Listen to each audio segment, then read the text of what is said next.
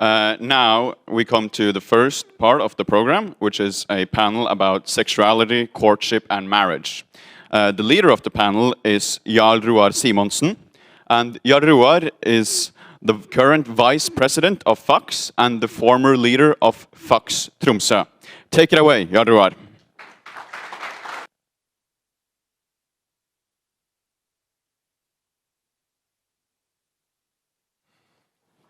Well, thank you. So, welcome to the very first panel of this great conference. So, I will be shortly introducing the panelists. Some of you already know some of them,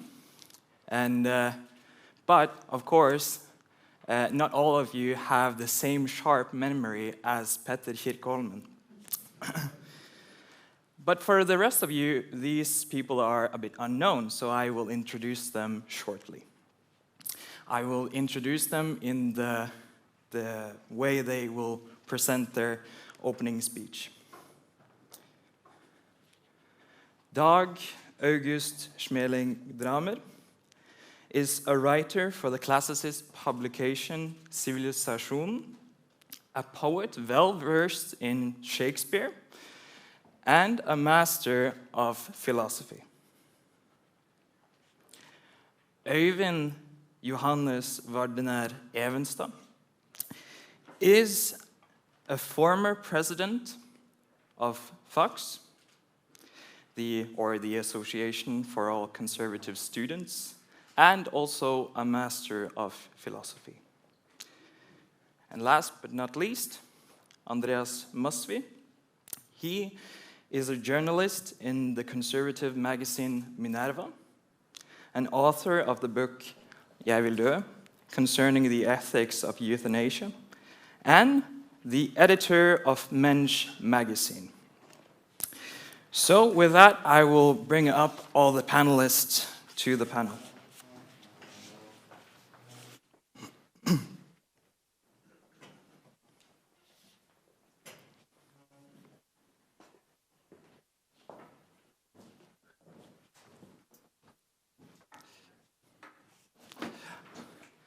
And I will ask Dag August Drammen to start his opening remarks. 10 minutes.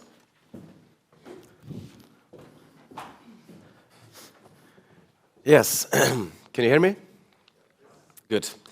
I don't have any notes, so I'm just going to gesticulate up here on the stage, and it's quite an honor and quite daunting to stand here and begin the first, should we say, content-based speech or introductory remarks to this huge topic, which is not just a huge topic, but it's also a very sensitive one. Everyone writing about eroticism in all times, poets know this, and scientists know this, and mothers know this. Anyone writing about or having an opinion upon, this topic of eroticism deserves credit. For this is something that is also always already personal. It has to be personal. And we will get to know how personal, because Roger Scruton's philosophy is all about people and the persons that harbors beliefs and have opinions. It's all about people in the end, not just systems in which people participate. And I began as a philosopher to be interested in the background pictures we are always participating in, because and I know that my friends here will also discuss this, but I can tease it out a bit. Wherever we go and whatever we do, we're always suspended in webs of significance we ourselves have spun. We are always participating in background structures, even as we are people with our free wills trying to do something in society. And what I began to wonder was, where are we at when it comes to sexuality in this day and age? And the frustration in not having a really fixed system of courtship, say, the frustration with certain, should we say, liberal systems of sexuality. You know, the sexology is supposed to be the science of sexuality and how it works, but then you begin to investigate it, and it turns out to be quite ideological. So we're, in this day and age, in the Western world, we seem to be adrift in a sea of endless possibilities where the slogan goes, anything goes in sexuality. There really is no sexual morality, which is really strange, because if there is one thing if there's one place in society in which we need a sexual morality, or a morality in general, it is when it comes to the erotic and sexuality. And so Roger Scruton, the interesting thing about him is that first and foremost he is a philosopher. So he as a philosopher tries to tease out and articulate the background picture, the hidden assumptions, the tacit presuppositions that we all hold. And in doing so, he might just end up finding out why it is that we are so frustrated in our day and age. And part of that frustration is this background picture, which either places us in nature with the other animals and with the biological systems, or, this is more my view, places us in rigid social structures. And both of these structures, let's call the first one naturalism, naturalism, and let's call the second one structuralism. Both are quite alienating for the human experience. And the human experience is this: it's the face-to-face encounter. And the way I see Scruton's philosophy in his book Sexual Desire, 1986, it boils down to getting us back to what the philosophers call the life world. And the life world is the world in which we have meaningful experiences, in which we encounter each other, in which we attempt to build a society together by dialogue, by discussing, by encounters that are hopefully not violent. And once we lose this direct view of human beings, we end up alienating ourselves from many of our systems, including, and this is the interesting thing about the human experience, including our bodies. After the sciences, the many sciences, natural sciences, rose to prominence and assumed the authority of religion, then the biological facts about our bodies became the things that we focused on. So we are nothing but genetic machines. You have probably you know of Richard Dawkins, presumably, who has now been criticized. And we're nothing but animals that attempt to spread our genes. And incidentally, all the pleasure we can receive from the sexual act serves this purpose of spreading our genes. So there is not much left of Dag or Julia or Ivar, for there is only this system, the biological system. But Scruton finds in Sexual Desire that there is so much more going on. There is an intersubjectivity, as philosophers call it. There is an implicit and always present taking into account of the other person's point of view on yourself. So you can never really escape the other person's embodied soul. For we are not just bodies, we are souls as well, we are consciousnesses. Of course, one of the most important things for Scruton, as well as many philosophers, of which I am fond, is an attempt to overcome this dualism. We know this dualism is everywhere, and nowhere in our world. It's the dualism between body and mind. And of course, we are not just bodies or minds, we are embodied minds. We are embodied creatures. Our bodies is, in many ways, our minds. So if you mistreat the body, you mistreat your mind, you mistreat your soul. Scruton was was obsessed with making us understand this fundamental point. And the way I see it, there are these cultural forces that trickle down into the educational system and governs our politics, that are alienating us from one of our most sacred institutions, and that is the institution of the sexual encounter. Of course, Scruton, in his Sexual Desire, and it's quite an ambitious book, it ends up defending marriage as an institution, and probably one of these guys is going to talk more about that. But one of the things I'm most interested in as a philosopher is the way in which Sir Roger Scruton arrives at this conclusion. So originally, I'm not interested in politics at all. I'm interested in the philosophy of consciousness. In philosophy, we have a discipline which is called Phenomenology.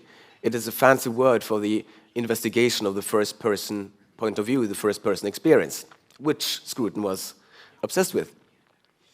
And so the phenomenologists, they attempt to first describe our experiences of the world as thoroughly as they can in order to build up a picture of the world. It's all about getting us back into a familiar terrain in which we are not that alienated, in which we can talk to each other. And many phenomenologists begin with this investigation in order to criticize views that try to reduce us to biological machines or to nothing but intersectional webs of significance spun by oppressors. The phenomenologists try to, at least most of them, try to get us back into the meaningful life world by taking our first-person point of view seriously. And that is one of the things I find most fascinating about Sir Roger Scruton's Sexual Desire. And I think that is why it has been one of the most influential books he has written. Of course, sex sells. But this is more than just sexy philosophy. This is philosophy about sex. This is a thorough and methodologically rigorous book. Not all of the arguments are, equally good. And I know that Andreas will criticize Scruton on some points, but at least I find, as a young philosopher trying to find my way into this, in this chaotic landscape, I found this book to be some sort of erotic Bible, some sort of philosophical groundwork in which at least my mind can rest easy with certain topics. So when I read it, I became almost obsessed, and that is why I had to write for Civilisation about this, because for thinking individuals, there doesn't seem to be any, the fundamental questions regarding eroticism, sexuality, intercourse, marriage, courtship. There are so many questions that are not even asked, and that are not even encouraged to be asked for young people. And I found that I found that horrible. So the philosophy and wonder has gone out, and not just of many of our institutions, but out of this sexual encounters, out of sex ed. Sex ed, sexual education. Now it is nothing but showing us where the erotic zones are, so that we can maximize our pleasures, and learning about the reproductive system. That is sexual education, and it's ridiculous because it's not teaching us about how to be courteous, how to be gentle, how to be open to new experience. It's not teaching us and our youth. It's not teaching us how to build up around this sexual act, this era, this aura of mysticism, and of course we shouldn't romanticize too much. There is always a danger in that. But now we are in the other extreme, and that extreme is the scientific and liberal and structuralist extreme of not having any romanticism or mysticism left. And if there's one area in human life that needs a touch of gentleness, of romanticism and mystery, it is the sexual act. So my prayer is that Roger Scruton might help us all in re-obtaining a respect for romantic and sexual and erotic encounters and making eroticism great again. So that is...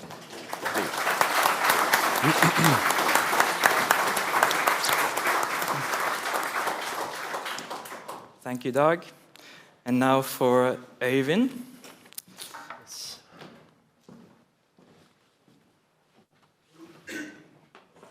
So, I brought notes. So this topic is bound to be one of the most controversial and unpopular, in many ways, in all of Scruton's authorship. And so I suppose it's good that we're getting it out of the way first thing in the morning, so to speak. Nevertheless, I think there is a need today for a culture of debate where people feel free to share and discuss their views about controversial topics such as this, even if they happen to be conservative views. So, in his 1986 book, Sexual Desire, which has already been referred to, Roger Scruton identifies the modern, liberal, we might call it, orthodoxy regarding sex as a kind of hedonism. As such, it is based on the view that sexual desire is desire for a type of physical pleasure. In other words, that sexual desire is directed towards such pleasure and can be satisfied by it. According to Scruton, this view reduces sex to the stimulation of certain body parts and reduces human beings to their bodies, mere objects to be used to obtain pleasure for oneself. Another ethical consequence of such hedonism is the view that any sexual act can be morally permissible so long as there is consent from everyone involved.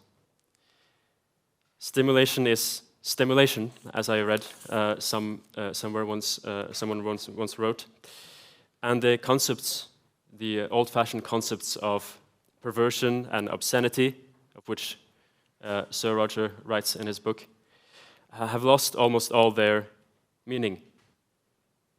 Consequently, there is no reason, we are told, to feel shame, guilt, or disgust in response to anything sexual. These emotions must be overcome or cured for a person to have a healthy and unrepressed sex life. Scruton suggests that emotions like shame and guilt are often the natural results of improper behavior, that the best way to avoid them is to avoid such behaviors. But the mainstream view today, as has been mentioned, seems to be that there is no such thing as sexual morality, at least not apart from the general morality which governs every other area of life.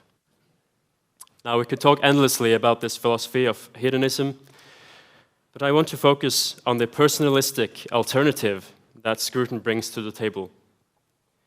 In this area, as in so many others, Sir Roger was not afraid to be a heretic. He throws the modern view of sex into question by arguing that sexual desire is not fundamentally a desire for physical pleasure. It is rather a desire for another person, a human subject, such as ourselves, which draws us out of ourselves to be united with him or her, the fulfillment of which, Scruton argues, is found in marriage. Given the focus of today's conference, we should note that this is also the foundation of the family, and hence of the home, the oikos.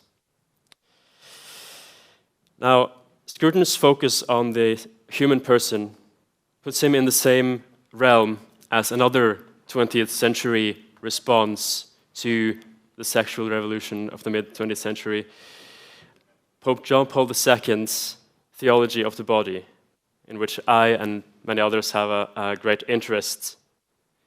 Taking the form of a series of talks held by the Pope during his weekly Wednesday audiences from 1979 to 1984, the theology of the body soon became an international sensation, at least in the Roman Catholic world. Indeed, it has become a very popular explanation and explication of the Catholic Church's teaching on sexuality. In some people's minds, it has become virtually synonymous. Recently, it has also begun to cross boundaries and has caught the attention of many non-Catholics as well. As far as I know, Scruton never addressed the theology of the body directly. Nevertheless, it is similar to his philosophy of sexual desire in many ways. They share this strong personalism, which sets them apart from the hedonism that is widespread today. Both insist that human beings must not be reduced to mere objects, and that sexual desire is a force which draws us out of ourselves and towards another person, again to unite with that person. What is specifically theological about the theology of the body? It's the idea that the marital union of man and woman is a sacramental sign of the cosmic union between Christ, the bridegroom, and his bride, the church. This is an extra theological step which Scruton, as a philosopher and not a theologian, does not seem to take. But despite their differences, the similarities between these systems of thought mean that both can be subject to some of the same criticisms. One criticism is not so much that they are wrong, but that they seem to be incomplete. They focus on the subjective interior aspect of human beings, our inner life, or life world, as Dag has addressed. This is what characterizes their shared personalism, because our subjectivity, our inner life, is what makes us persons. However, while it is true that human beings are subjects and not merely objects, it is equally true that we are also objects. There are, so to speak, two sides of us, an inside and an outside, neither of which must be elevated to the exclusion of the other, lest we end up in that dangerous dualism that Dag was talking about. And like all other objects in the world, we have a nature, including our sexuality, which can be studied in order to reach conclusions about how we ought to live. Now, the Pope, John Paul II, as mentioned, recognized this truth by basing his theology of the body on what is called Thomistic personalism, meaning that it is informed by the Aristotelian classical metaphysics of St. Thomas Aquinas. Scruton, too, seems to recognize the importance of human nature to ethics when he writes in his book Sexual Desire, I shall try, quote, I shall try to sketch a sexual morality whose basis will be located not in religious belief, but in human nature, and I shall rely upon the general strategy explored by Aristotle in the Nicomachean Ethics, in order to pass from the facts of human nature to the morality which they imply. However, it remains unclear to me, and perhaps many others, how successful this project can be for someone who was so influenced by a sort of Kantian subjectivism as Scruton admittedly was. To borrow a metaphor from the contemporary Thomist philosopher Edward Fraser, metaphysics is like a skeleton. Its hardness and objectivity might make it seem dry and cold, even a little scary to some people, but it is necessary for the body to stay upright. Personalism is like the flesh covering the skeleton. Its softness and subjectivity make it seem warm and human, and that is a good thing.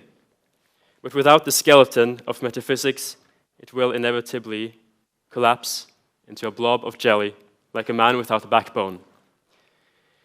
My contention today, and I suppose always, is that conservatives will not succeed in the long run by making moral, political, or even aesthetic arguments on the basis of what might be called liberal metaphysics.